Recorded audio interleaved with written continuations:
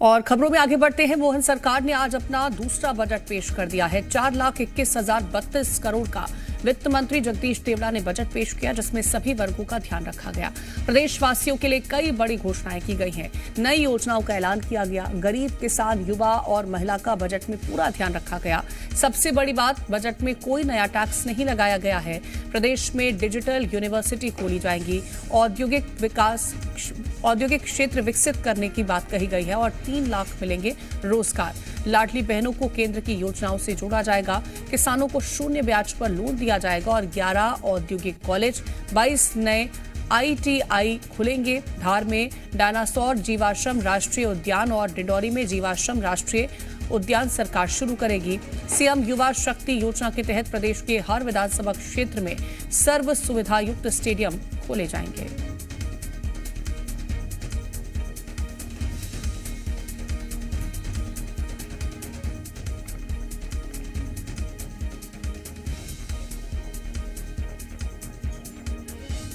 कर प्रस्ताव गत वर्ष के बजट की तरह इस बजट में भी कोई नवीन कर अधिरोपित करने अथवा किसी भी कर की दर बढ़ाने का प्रस्ताव नहीं है।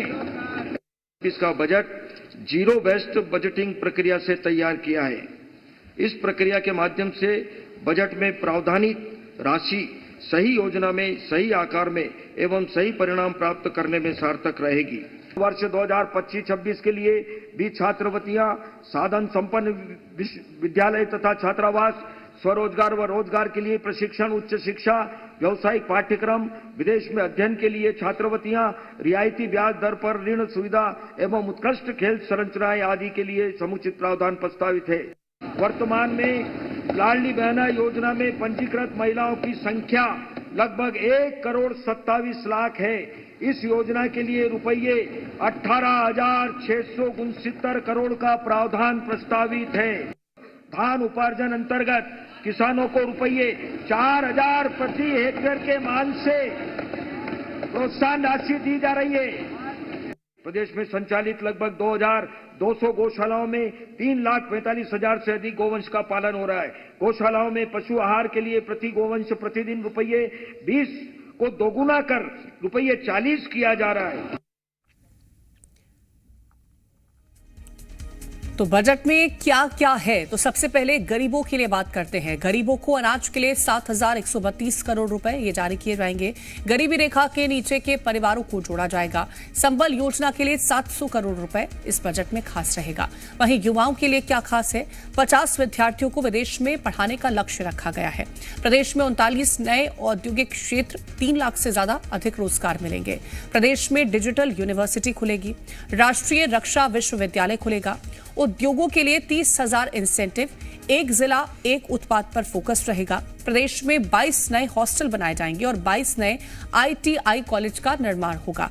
प्रतियोगी परीक्षाओं के लिए 20 करोड़ रुपए, हर विधानसभा में एक स्टेडियम का निर्माण। आकांक्षा योजना के लिए 20 करोड़ 52 लाख का प्रावधान रखा गया है। अन्नदाताओं के लिए क्या खास है, मुख्यमंत्री कृषि उन्नति योजना शुरू होगी। किसानों को शून्य ब्याज पर लोन दिया जाएगा। किसान प्रोत्साहन योजना के लिए 5,230 करोड़ रुपए का प्रावधान है। धान बोनस के लिए 850 करोड़ रुपए का प्रावधान है।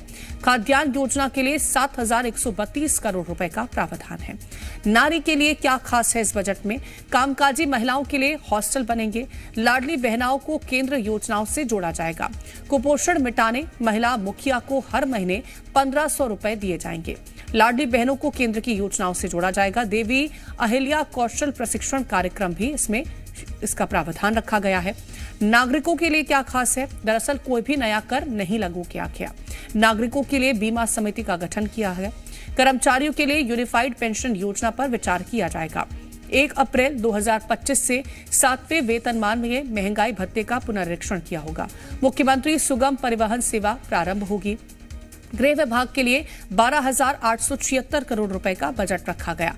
पुलिस बल के आधुनिकीकरण के लिए केंद्रीय क्षेत्रीय योजना प्रदेश में 1 लाख किलोमीटर सड़क बनाने का लक्ष्य रखा गया है। बुजुर्गों को तीर्थ यात्रा के लिए 50 करोड़ रुपए का प्रावधान है। सीएम केयर योजना, मुख्यमंत्री सुगम परिवहन सेवा शुरू होगी। तो ये तमाम प्रावधान रखे गए हैं। वहीं सीएम डॉक्टर मोहन यादव ने बजट को लेकर के बयान दिया। उन्होंने कहा कि बजट में सभी वर्गों का खास ध्यान रखा गया है। गरीब, महिलाओं, युवाओं और किसानों के विकास के लिए खास योजनाएं लागू की गई हैं। बजट में एमएसएमई उद्योगों सिंहस्थ 2028 सरकारी बसों के लिए प्रावधान किया गया है। राज्य में डिजिटल यूनिवर्सिटी और राष्ट्रीय रक्षा विश्वविद्यालय खुलेंगे। साथ ही जिला स्तर पर आधुनिक स्टेडियम भी बनाए जाएंगे। महिला, किसान, युवा सभी वर्गों की बेहतरी के साथ साथ ये बजट गांव, गरीब और खास करके व्यवस्थित प्लानिंग के भरोसे से मध्य प्रदेश विकास के मामले में एक नई केवल सड़क पे चलने की स्थिति नहीं, हवाई उड़ान की तरफ आगे बढ़ेगा। मुझे इस बात की प्रसन्नता है कि जहां इसमें सर्वहितैषी योजना के माध्यम से हमारा राजकोषीय जो अंदाज है जिसके आधार पर ये बजट को डबल करने का प्लान बनाया गया है, ये बजट पिछले बार से 15% ज़्यादा है, अर्थात 4,21,032 करोड़ का ये बजट है जो आज तक के सारे रिकॉर्ड से बाहर जा रहा है और एक अलग प्रकार की अपनी हमारी तरलता की, आर्थिक स्थिति की सुदृढ़ीकरण की बड़ी पहचान बन रहा है। भगवान श्री कृष्ण की श्री कृष्ण पाथेय योजना, जिसके आधार पर भगवान कृष्ण जहाँ शिक्षा ग्रहण करने आए, जाना पाँव में सुदर्शन चक्र उनको परशुराम जी ने दिया था, रुक्मिणी के साथ युद्ध हुआ, धार के पास जनाव पाँव पे सुदामा के साथ रात गुजारी नारायणा पे, ऐसे प्रत्येक स्थान के लिए 10 करोड़ की धनराशि हमने रखने का प्रयास किया। 2025-26 के बजट में 24-25 के बजट की तुलना में जो राजस्व में वृद्धि हुई है वो 7% हुई है और 2025-26 की तुलना में 2024-25 की अनुमान से पूंजीगत व्यय में ये खास बात गौर करने लायक है, इसमें 31% वृद्धि का अनुमान रखा है। हमारी निवेश की 31% का जो कल्पना की है वाकई ये अद्भुत है। ये मान के चलो कि ये राज्य के आर्थिक दृष्टि से रीढ़ की हड्डी के रूप में काम करेगा। और बजट पर सत्ता पक्ष और विपक्ष के लोगों का क्या कहना है, आइए आपको सुनाते हैं। ज्ञान पर पूरा ध्यान, विकास और कल्याण का अविरल अभियान। देश के यशस्वी प्रधानमंत्री जी ने जो 2047 में विकसित भारत की परिकल्पना की है, उसको इस फेडरल सिस्टम में यदि पूरा करना है तो हर राज्य को उसमें योगदान देना होगा। और मध्य प्रदेश का ये बजट उस योगदान देने के संकल्प के साथ आया हुआ बजट है। हर क्षेत्र में विकास है, हर क्षेत्र में कल्याण है, हर वर्ग का कल्याण है। और यदि इस देश को हिट करना है तो इस देश को फिट करना होगा। और यदि हम फिटनेस की बात करते हैं तो हर एक विधानसभा में खेल का स्टेडियम बने, शायद देश के इतिहास में पहली बार ये हो रहा है। गरीब हमारा अन्नदाता, सिंचाई को भी महत्व दिया है, स्वास्थ्य को भी दिया है, शिक्षा को भी दिया है, सड़क को दी, सर्वव्यापी बजट है। मध्य प्रदेश का ऐतिहासिक बजट डॉक्टर मोहन यादव जी के नेतृत्व में। भी जो भी आज घोषित हुआ है बजट में भी ऐसा कोई भी नया काम नहीं है जिससे कि प्रदेश के हर वर्ग को लाभ मिल पाए। ये बहुत बड़ी कमी मोहन यादव जी की सरकार की रही है।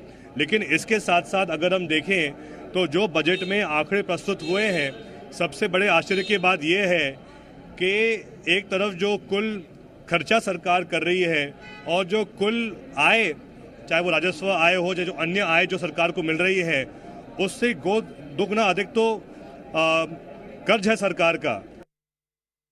इस पूरे बजट में एक भी ऐसी कोई कार्यक्रम या योजना नहीं हो जिससे आम जनता जो आज महंगाई और अन्य चीजों को लेकर के परेशान है उससे उसको राहत मिले। इस तरह का कोई भी चीज हमको इस बजट में देखने को नहीं। और बजट को लेकर के लोगों का क्या कहना है जानने की कोशिश करेंगे। रायसेन से राजकिशोर सोनी हमारे साथ जुड़ गए हैं और चंद्रशेखर सोलंकी हमारे साथ रतलाम से जुड़ गए हैं। सबसे पहले राजकिशोर, आपका रुख करना चाहूंगी क्योंकि राजनीतिक पार्टियों का क्या रिएक्शन निकल के सामने आया वो तो हमने सुना, लेकिन आम जनता का क्या कहना है इस बजट को लेकर के? क्या जनता खुश नजर आ रही है? क्या उनकी रिएक्शन है?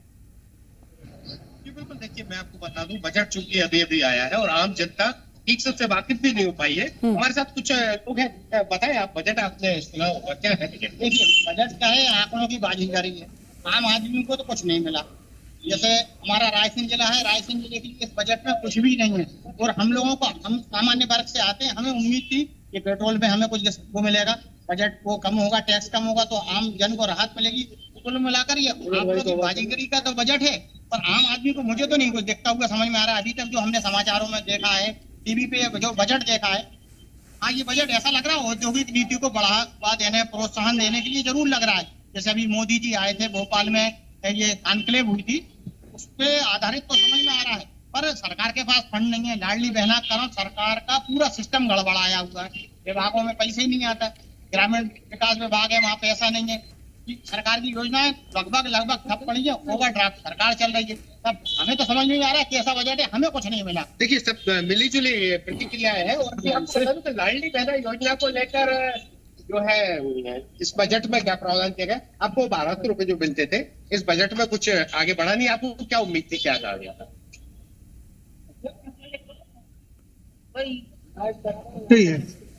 उतना ही है, बढ़ने की उम्मीद थी तो, लेकिन बढ़े नहीं। तो क्या चाहती हो? बढ़ना चाहिए थे।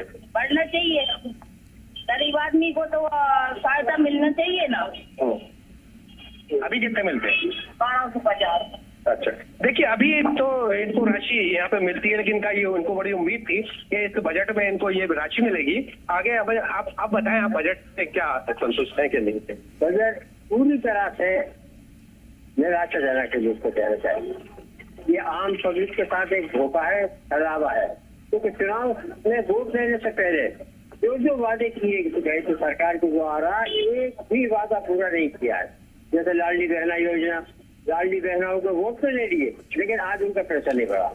इसी तरीके से हमारा जो जिला कृषि प्रधान है, हमारा प्रदेश कृषि प्रधान, बिल्कुल। तो ये लोगों का रिएक्शन जो है, उनका ये कहना है कि सरकार औद्योगिक क्षेत्र में तो बेहतर कर रही है, लेकिन जो वादे किए गए थे उस हिसाब से उनको उस बजट में कुछ खास नजर नहीं आ रहा है। चंद्रशेखर, आपका रुख करना चाहूंगी, क्योंकि महिलाओं की बात भी हमने सुनी। उनका कहना था कि उम्मीद थी हमें कि जिस तरह का वादा हमसे किया गया था सरकारी चुनाव होने से पहले के लिए, लेकिन पैसा जो है वो नहीं बढ़ाया गया है। और क्या रिएक्शन लोगों का निकल के आ रहा है?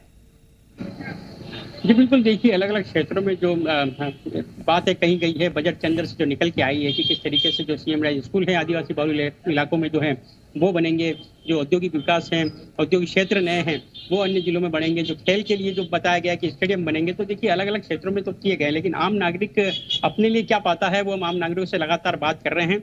अभी भी हम बात करते हैं कि उन्हें क्या मिला।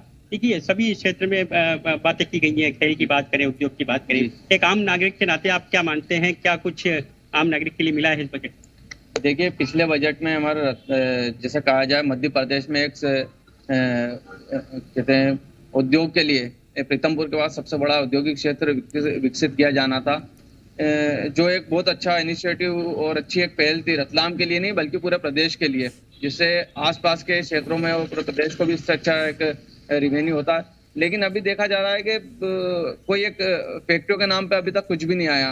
और जो किसानों को जो कही गई थी बात के 2100 से लेकर 3000 तक का जो प्रति क्विंटल दिया जाएगा वो नहीं मिल पाया। लाडली बहनाओं को हुआ है। आप रोजगार के लिए क्या लगता है आपको? 30 लाख रोजगार की बात कही, वही जो रोजगार की बात कही गई थी, कहाँ रोजगार है, किधर रोजगार है? सरकारी नौकरियां कितनी है, कितनी निकाली जा रही है, वॉन्ट्स आ रही है, आप बताइए वैकेंसी कितनी आ रही है किसी चीज की? कोई किसी तरह का कुछ भी नहीं है। उम्मीदें हैं हमें सरकार से, ऐसा नहीं है, लेकिन अब देखते हैं क्या मिलता है। और लोग उनसे जानते हैं क्या मानते हैं आप बजट से, आप क्या पाते हैं, क्या देखा आपने सुबह से अभी तक? हम इस बजट से खुश नहीं है साहब। और यहाँ पे बेरोजगारी इतनी बढ़ती जा रही है कि यहाँ पे कोई उद्योग धंधा नहीं है। माही नदी का पानी आने वाला था वो पानी नहीं है। गरीबी बढ़ती जा रही है और यहाँ पे संपर्क बनाने का खुशी उतनी नहीं देखने को मिल रही है, लेकिन मिला जुला रिएक्शन है, उम्मीदें लेकिन फिर भी सरकार से अभी भी लगा करके आम जनता बैठी हुई है। फिलहाल बहुत शुक्रिया आप दोनों का तमाम जानकारी पहुंचाने के लिए।